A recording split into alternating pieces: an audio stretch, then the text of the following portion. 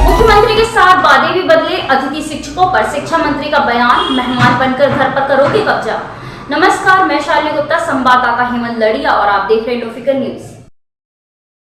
जिस देश की परंपरा और सभ्यता में गुरु को गोविंद अर्थात भगवान से भी बड़े दर्जे की पदवी से नवाजा गया है, उस देश में शिक्षकों को कब्जा करने वाला मेहमान कहकर कभी बेइज्जत किया जाएगा, ऐसा कभी किसी ने सोचा नहीं था।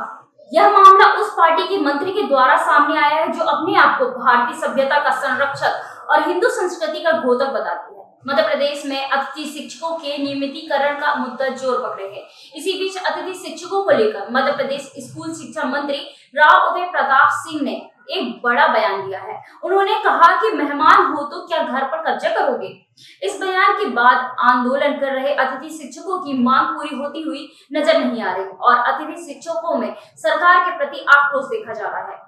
अतिथि शिक्षक संगठनों ने इस बयान की निंदा की है कि इस बयान पर कांग्रेस प्रदेश अध्यक्ष जीतू पटवारी ने भी स्कूल शिक्षा मंत्री को आड़े हाथों लेते हुए कहा कि स्कूल शिक्षा मंत्री को माफी मांगनी चाहिए। आपको बता दें कि बीते दिनों अतिथि शिक्षकों की मांगों को लेकर सरकार के साथ कुछ सहमति बनती हुई दिख रही थी।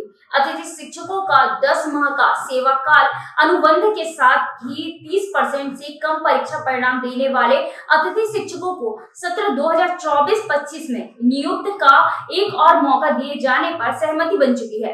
लेकिन हाल ही में शिक्षा मंत्री द्वारा दिए गए बयान के बाद अतिथि शिक्षकों के नियमितीकरण का मुद्दा अधर में लटकता हुआ दिखाई दे रहा है।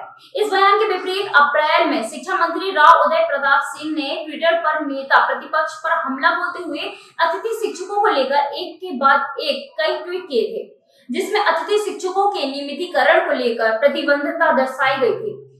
उन्हीं ट्वीट में राव उदय प्रताप सिंह ने पूर्व मुख्यमंत्री शिवराज सिंह चौहान के चुनावी वादे को भी याद दिलाया था।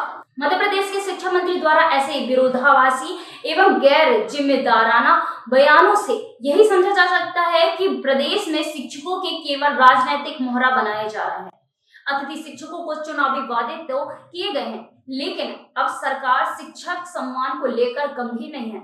मध्य प्रदेश सरकार में एक और अतिथि शिक्षकों को 3 से 4 माह तक पगार नहीं दी जाती है। वहीं दूसरी ओर स्कूली शिक्षा मंत्री जो कि आम जनता के आयकर के पैसों से मासिक लाखों रुपए की पगार और भत्ता का आनंद तो ले रहे हैं, लेकिन अपने गैर जिम्मेदाराना बयानों से शिक्षकों को अपमानित करने से बाज नहीं आते। ऐसे गैर जिम्मेदाराना बयान के बाद अतिथि शिक्षकों द्वारा मांग उठ रही है कि राव उदय प्रताप सिंह को शिक्षा मंत्री पद से हटा देना चाहिए।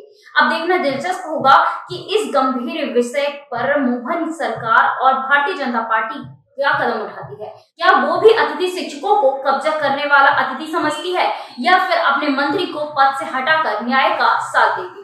बने रहिए ऐसी ही खबरों के अपडेट के लिए नोफिकर न्यूज के साथ। धन्यवाद।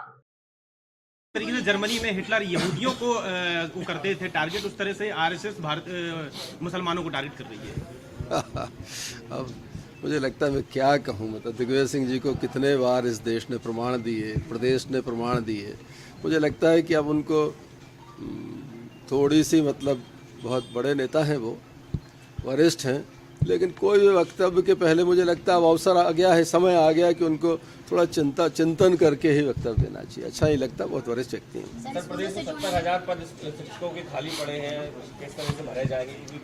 सत्र लगातार चल रहा, लेकिन किसने बोला 70,000 खाली?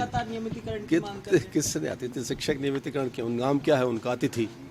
आप हमारे यहाँ मेहमान बन के आओगे तो घर पे कब्जा करोगे क्या? मेरा आपसे आग्रह ये है कि माननीय जो हमारे अतिथि शिक्षक हैं उनको शिक्षण व्यवस्था में जहाँ पर गैप है, जहाँ शिक्षक कम है, वहाँ उनको लगाया जाता है। अभी पिछले दिनों वो आए थे, हम लोग उनके साथ बैठक की थी और उनके जो 2-3 विषय हैं, महत्वपूर्ण विषय, उनको हम लोग उन पर काम कर रहे हैं, कार्रवाई कर रहे हैं। और हमारी कोशिश होगी कोई अतिथि शिक्षक लगता है तो उससे पूरा एकेडमिक सेशन उससे काम कराया जाए कि वो भी हमारा एक बेरोजगार नौजवान है और उसके हितों की रक्षा सर्वोच्च प्राथमिकता हमारी है, क्योंकि हमारे स्कूलों के संचालन में अतिथि शिक्षक की महत्वपूर्ण भूमिका है। और जब विभाग ये मानता है कि अतिथि शिक्षक हमारे लिए महत्वपूर्ण है, इसलिए उसको भी चिंता नहीं करना चाहिए। जहाँ तक उनके असंतोष की बात है, आप कल्पना करिए कि वो कहते हैं पिछले साल 68,000 अतिथि शिक्षक थे, इस बार हमारे कम बचे हैं। तो हमारा जो शिक्षक जहाँ बच्चे नहीं हैं वहाँ पर पदस्थ था, उसको हमने निकाल के जो खाली जगह हैं अतिशेष में वहाँ ले जाने का काम किया। हमने उच्च पद प्रभार की पोस्टिंग प्रमोशन करके करी। एक बार युक्तियुक्तकरण होने से 12 से 13 हजार शिक्षकों की हमारी कमी की पूर्ति हुई, तो स्वाभाविक रूप से जहाँ पूर्ति हो गई वहाँ शिक्षक क्यों भर्ती करेंगे हम? वो संख्या तो कम आना ही है, और अगर हम करेंगे तो उनकी सैलरी कहाँ से देंगे? तो क्या है, विभाग को चलाने में, सरकार को चलाने में वित्तीय प्रबंधन और न्याय संगत चीज़ों का समायोजन करना पड़ता है, संयोजन करना पड़ता है, तब जाके चीज़ें होती हैं। हमारी चाहे शिक्षक हो, अतिथि शिक्षक हो, न्यायालयीन प्रकरण जो अभी पेंडिंग है वो उसमें सरकार की तरफ से उनको तेजी लाने के लिए अपनी तरफ से की गई कार्रवाई हो, हम पूरी चिंता शिक्षकों के संबंध में कर रहे हैं। धन्यवाद। स्कूल से जुड़ा हुआ आखिरी सवाल